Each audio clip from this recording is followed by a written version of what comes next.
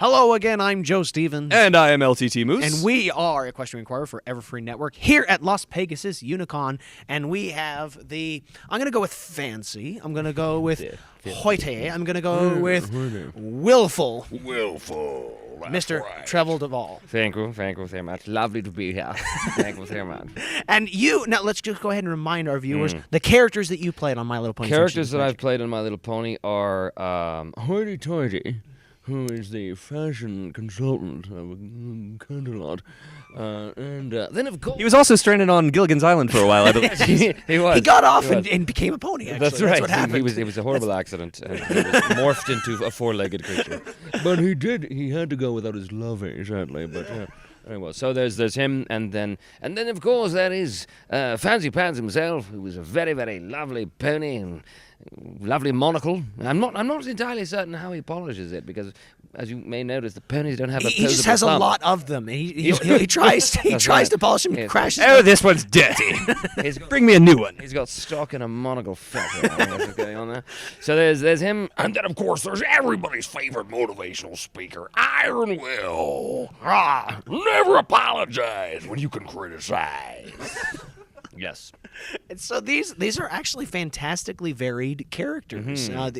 So walk us through the process of creating these characters. They have a lot of presence, a lot of characters, and they're all over the place. Walk us through, how do you create these characters and their personalities? Well, it's very easy to do because the scripts are so good, and the creators are very specific with what they're looking for.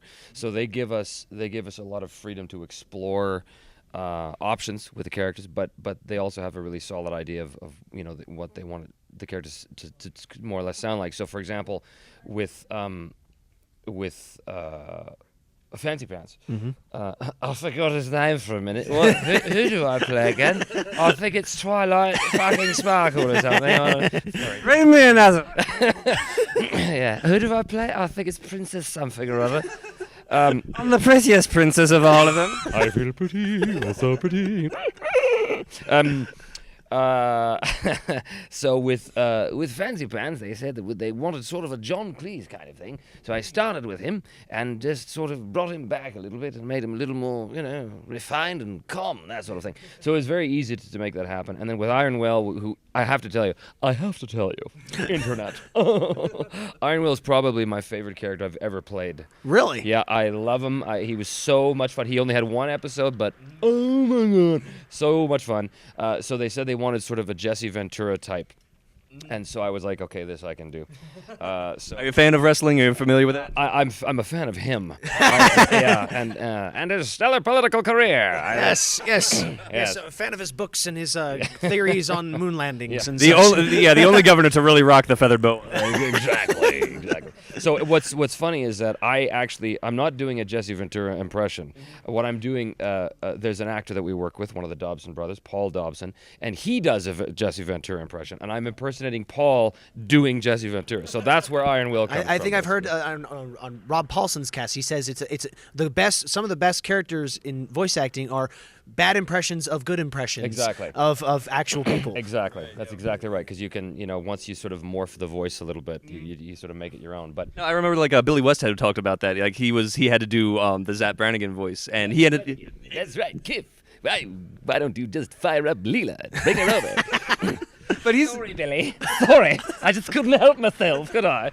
Oh, poor Billy West. He's going to lose his job now. Yeah, right. But no, he was talking about how he had to do Zap Brannigan, and he didn't know what to do, because originally Phil Hartman was going to come in and do that. Right. Yeah, and so he just did a Phil Hartman impersonation of what he thought Phil Hartman would do. So, yeah. That's right. And yeah, I mean, Billy West is one of my all-time heroes. It's funny because I only recently started watching Futurama, and I would only get through about half the episodes because I was constantly repeating everything he said in all of his characters' voices. So I don't really know what happened in the episode because I just keep saying Good news, everyone. Good news, everyone. You're going to Death Planet. Hooray for Zoidberg. I was useful. Anyway, so you get the idea. This could quickly devolve into just a fangasm for Futurama. So why don't we go back ponies. to... Why don't we ask about, was Hoity-Toity a Winston Howell III? Was that what you were told to go for? You know what? I don't recall. Hoity-Toity, I think, was from the first season. I think he showed up in the first season. And I don't remember whether they said, yes, we're going for a Thurston Howell, or whether they just said, he is Upper class. He's upper class, and my first instinct was to jut the jaw out here, and then, oh my goodness. So I don't recall, but I do know for a fact that Fancy Pants was very much, they said John Cleese, and excuse me, and then Iron Will was very much Jesse Ventura. So, I'm going to say that I was responsible for coming up with hoity-toity all by my lonesome. Yes, that's what I'm going to claim. And so when you get these characters, when you get these you get the script obviously, but you do get an image, a sketch, an idea when you go into. Not typically with MLP. There's a number of reasons for that, but not typically with My Little Pony. So we've got a very rough description and then sides, which are pieces of the script we use to audition with, and so you really just kind of got to go with your gut. But honestly, I prefer that, right? Because allows you a little bit more freedom. Yeah, exactly. So the sky's the limit with that. With some shows, they do give us pictures, and that can help.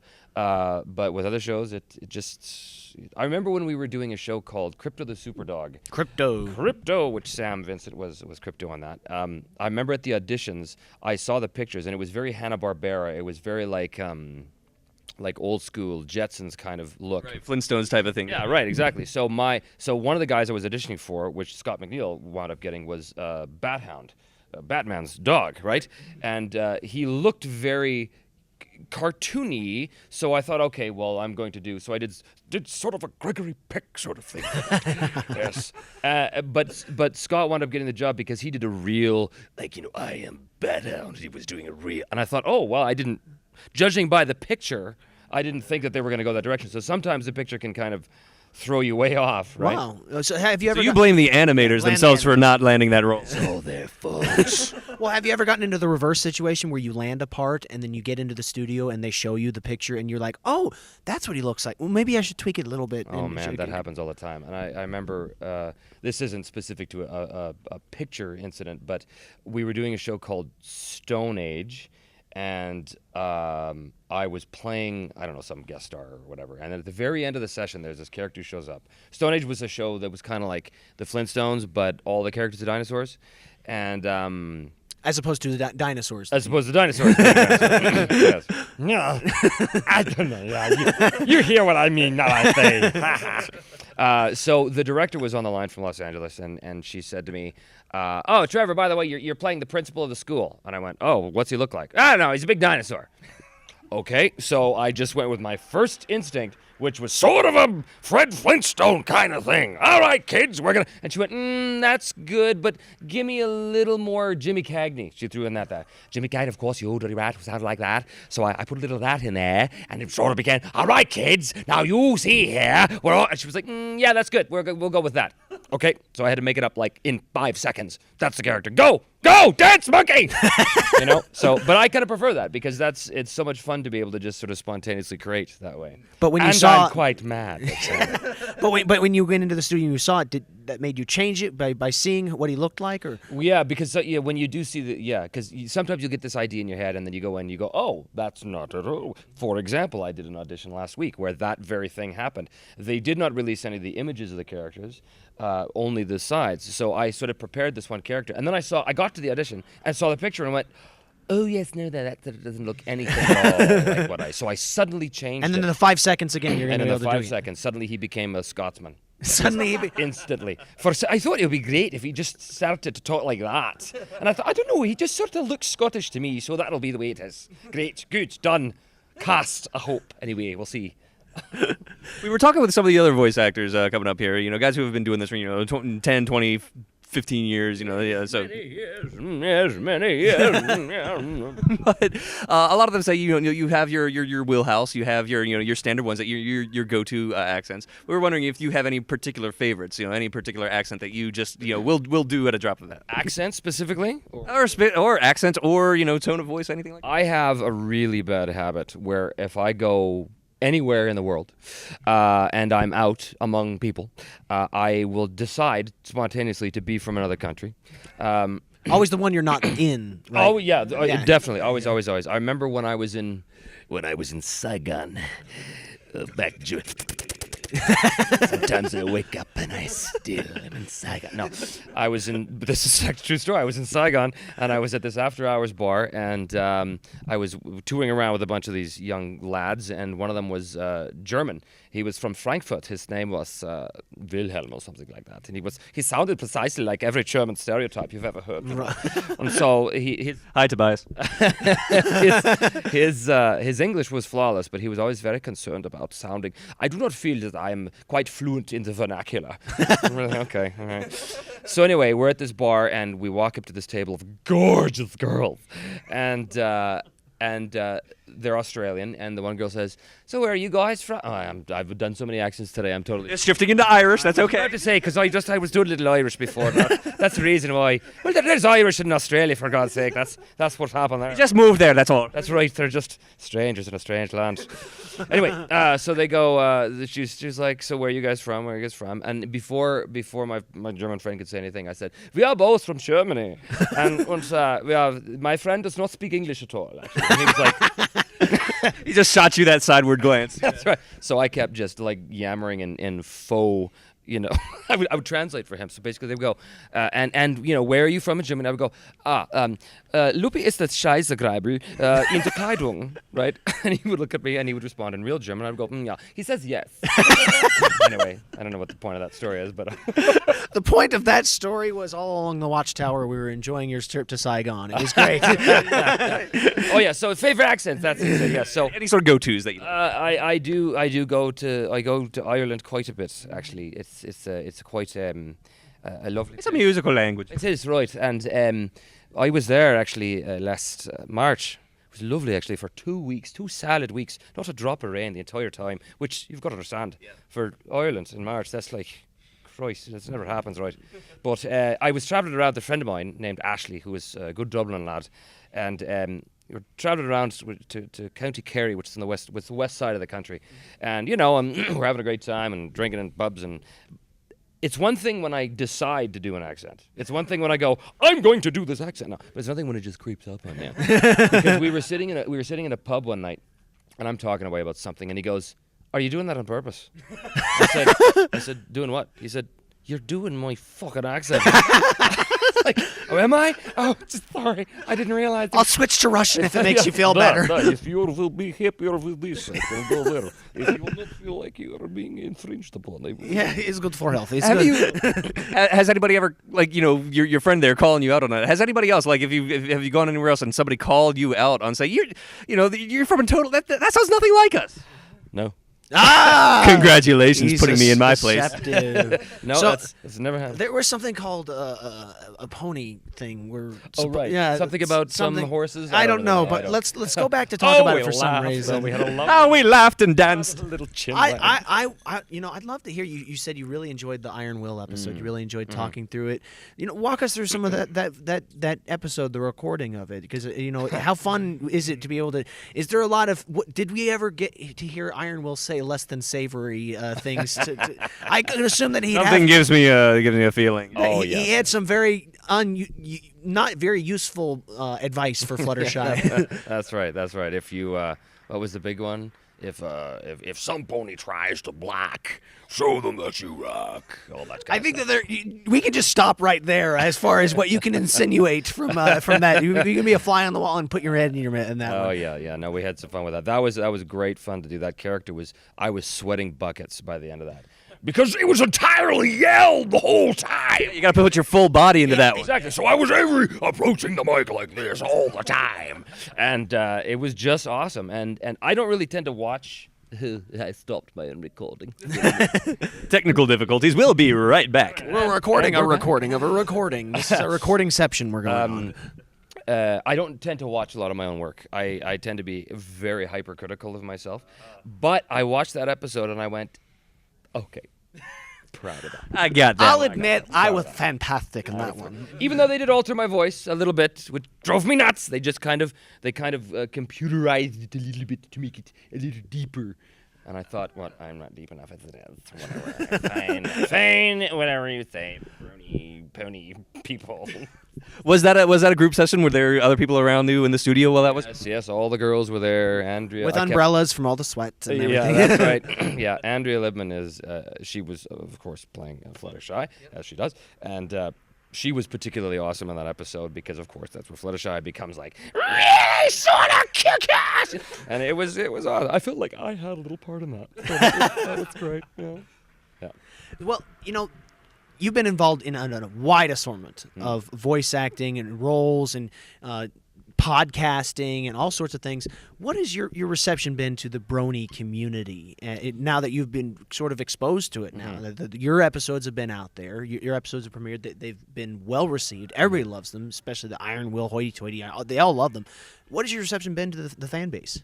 I think it's great, and I've had nothing but positive experiences with these fans.